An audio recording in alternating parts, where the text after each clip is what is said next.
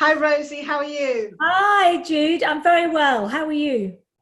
Doing fine, thank you. I'm just making the most of this lockdown, so Yeah. in its positive ways. Well, why not have an online tour and let us all get to know you a bit better? Um, let's kick off with the passion that has your passions in life and the passion that has propelled you to this place, which is your passion for music. How did that start? The passion for music was something that I had when I was a small child, actually, as many of us probably did, listening to pop songs and records, those little 45s go around on a turntable. And I was a huge fan of the Beatles and Dusty and people, that was the soundtrack of my childhood, basically. I was born at the end of the 50s, so that was what I was hearing on the radio. And I also, as with many kids, through the ages, would sort of sing along to those things, probably in my bedroom, maybe with a cousin or two, hairbrushes and all that sort of stuff. Yeah. I think as I got older, I recognised that it was a slightly more serious passion, that I didn't feel able to share that or to do anything about it. And why didn't you?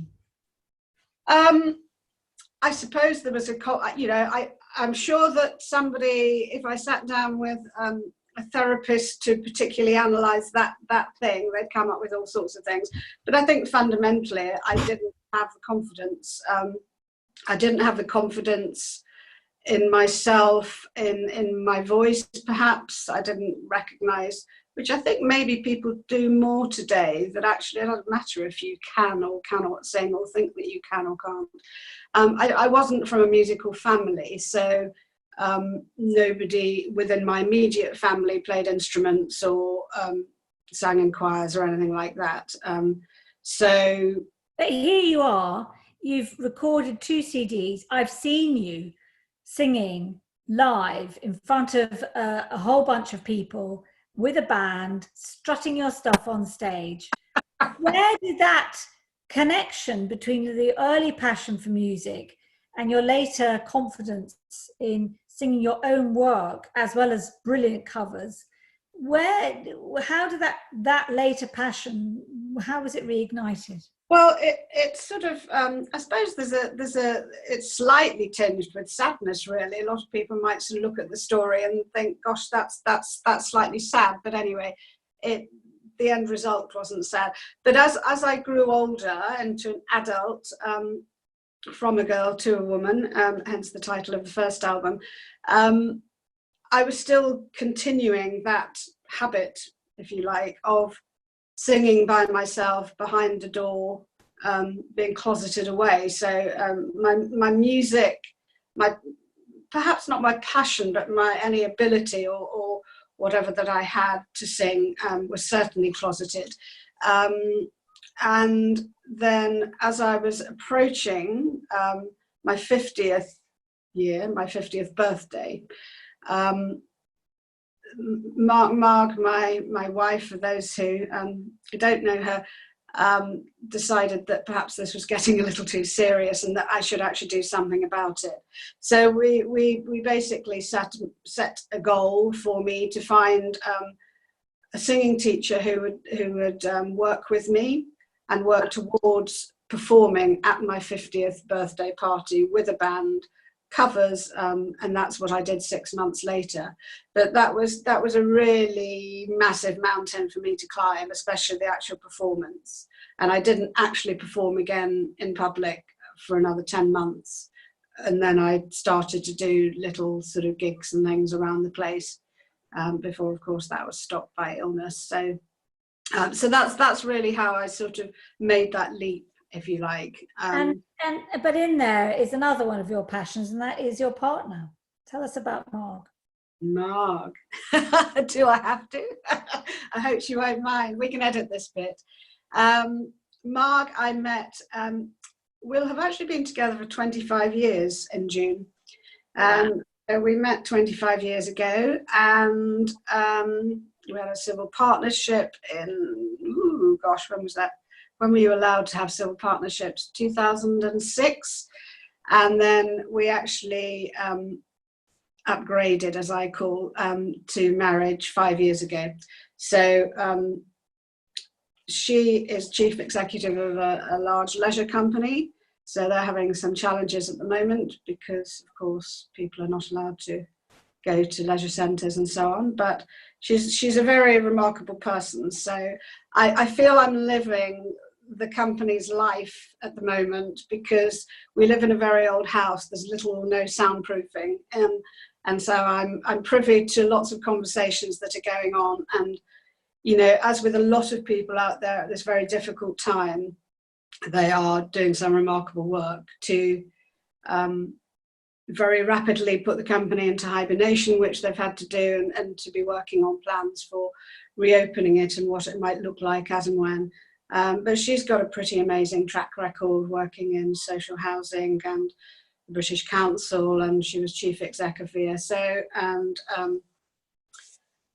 etc. etc. So a very amazing person and a very extraordinarily supportive person for me, especially over the last few years when I've had health issues, but with this creative adventure that I've been on, and will hope to continue.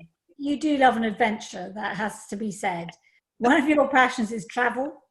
Yeah. In a pretty spontaneous way. You don't sort of seem to me to well, you like plans, but then you sort of abandon them and follow your heart, don't you? Well, it's interesting. I'm glad that you said I like plans, because actually, and I refer again to Marg, because when we first met, Marg was a very spontaneous traveller, and I suppose it's fair to say she'd probably done more travelling than me. She certainly lived in other countries, and we really were in conflict with each other, because she liked the idea of booking a flight somewhere and then going with the flow and so on, and I really had to. I wasn't comfortable with that at all. I needed to have at least some accommodation booked and to know where I might be going.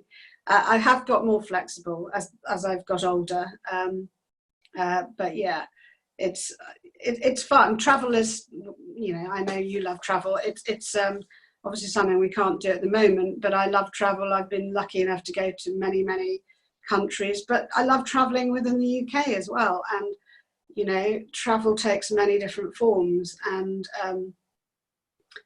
you know, where you stay. I like nothing more than to stay in a tiny little hut or a bell tent or something in a wood. You know, I like the simplicity of many forms of travel and destinations that we might be able to go to. It's the garden and the local woods at the moment, so that's not a thing. One of your passions was your little car. Tell us about that. I thought that might come up. Excuse me, another passion, Andy Warhol. My little car is a Daihatsu Koken, and this one is the second that I've had. So I got the first one in 2004 when we were still living in London, and I was literally, we were lying in bed being lazy, typically on a Sunday morning, leafing through the newspapers, and something just stopped me in my tracks. There was a picture of a car that hadn't even come off the production line called a Daihatsu Koken, and I just said to Marg, I have to have one of those. And that was a very unusual thing for me to do. Neither of us had ever had a brand new car. You know, it was always second-hand cars or something, and it was really quite an extravagant gesture to suggest that I wanted one with such conviction. There was a cooling off period of a few weeks, but then several weeks later we went along to a local showroom and got one, actually. And it was part of my life, part of our lives for 11 years until it kind of gave up the ghost. And so I was without for 3 or 4 years, but then I was able to acquire a second-hand one. But they're just terribly cute. There's nothing, they are a convertible car, but they're not high performance. A little bit like a noddy car, I think I describe it as. And but it attracts a lot of attention and fun. it's fun, actually. They're really fun cars, and very economical to keep on the road, and they weather a lot of storms as well. Bit like you. Well, I mean, you have gone through a lot in your life, and you've decided, you are a very proactive person. You think, right, I'm going to take my destiny into my own hands. That's a kind of, that is in your spirit, isn't it? I think that is in my spirit. I think there have been times throughout my life, as many of us find, where you lose that spirit, perhaps because things come along to challenge it. And certainly I was diagnosed with ME in 2011. So I had several years where I was really very poorly, and that particular health condition is a physical one, but it's also neurological. So it is very challenging for your mental health. And I do want to sort of keep the two things separate. I don't tend to talk about mental health and ME in one go, because I think it can be very confusing and lead to some misunderstandings. But of course, the impact of the illness of ME impacts upon your mental health and is very, very challenging. And you get some very negative ways of thinking, basically. So I think that whilst I still, throughout even the worst times with that illness, whilst I was still trying to find that spirit within me, it was very, very hard, and the negative stuff would tend to kind of drown it out, really. So even when I was able to find the spirit, that positivity and optimism and so on, it had to work especially hard to win over, I suppose, really. And it's quite interesting. I was engaging with something through one of the ME organisations a couple of weeks ago, and there's a sort of term for people who have ME, that they are lost, and their years being ill are lost years. And I think that that's absolutely right, actually. And one of the things you do lose is that spirit, perhaps. And referring back to what you said just a moment ago, you lose the control. You feel that you've lost control over your destiny, actually, and your aspirations, and well, of course, you lose your health for many. Sport, and you were very sporty and very healthy beforehand. Yeah, I mean, I didn't sort of because my background was the fitness industry for over 20 years before I sort of quit that industry 15, 16 years ago, and I went to a sports college at the start. So I'd used gyms for. I started using a gym when I was 17, 18, and I'm 61 now. So that was quite, there wasn't a fitness industry then. It was gyms were very few and far between as we know them now. They were either sweatshops or, that was pretty much it, really. Or very fancy sort of health clubs where little health spas or something where you might just go and use a sauna and sit on an exercise bike. So I'd been used to using gyms for all the time. So that, of course, had to stop, as with most other things in my life. Yeah. I mean, you've embarked on change when many, particularly women, would be daunted by that, and it's great, and it's come out well, and you must be very pleased with how the last 5-6 years, or the last decade, where you've overcome great challenges, but actually been incredibly creative and successful. Yeah, I mean, success is an interesting thing to define and to measure, isn't it? So I think I'm also somebody who will constantly be wanting to achieve more. And one of my heroes or heroines in life was Dusty Springfield, and I remember listening to an interview with her, and it was about her perfectionism, and somebody said you can never actually achieve perfection, because as soon as you think you're getting somewhere near it, you'll set your bar higher. And that has been a challenge for me, because, you know, whether I've ever come close to perfectionism, I don't know. But in terms of what I've wanted to achieve, or the standards that I've set for myself, have often been very demanding. Yeah. But you know what they say, and that is that perfect is the enemy of good. And that is, you know, good is good.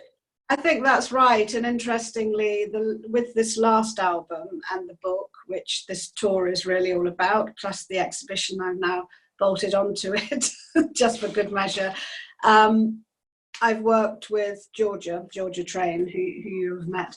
And when I started working with her a few years ago, it's really since working with her and working on this album and this book that I've started to just accept that good is good enough, actually, and that pushing myself to that impossible, maybe non-existent bar that is called perfectionism is perhaps it's not necessary, and actually it's detrimental quite often to your creativity.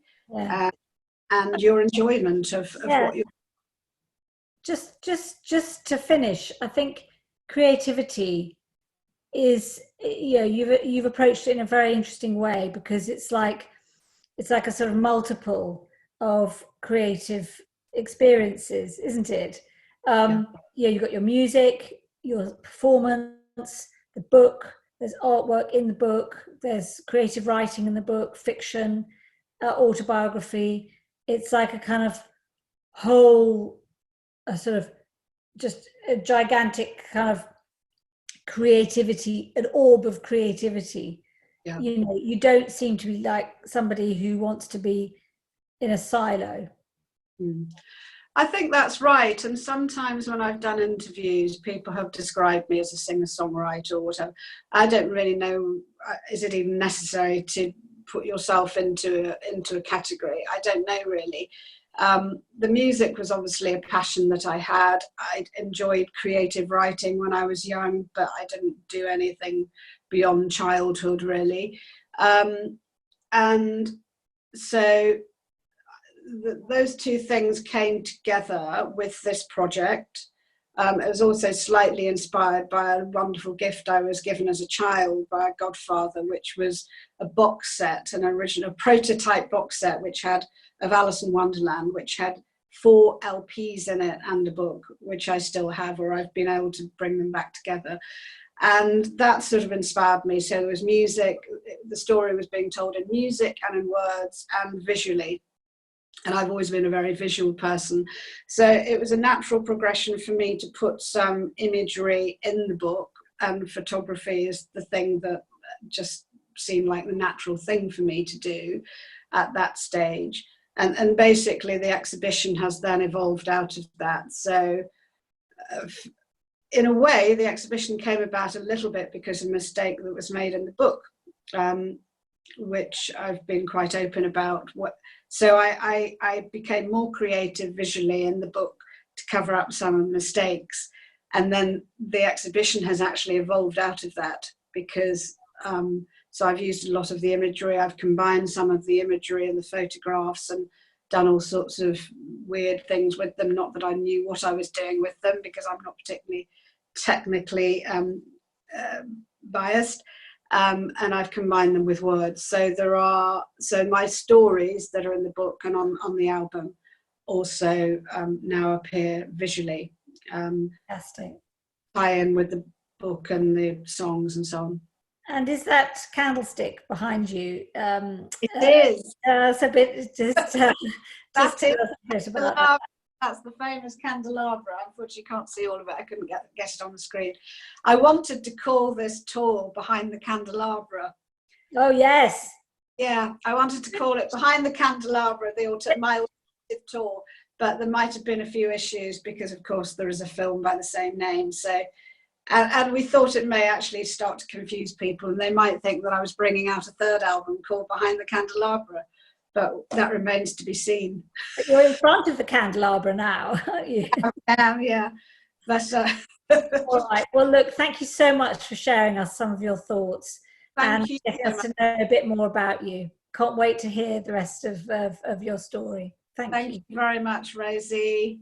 As always, wonderful. Thanks. Bye-bye.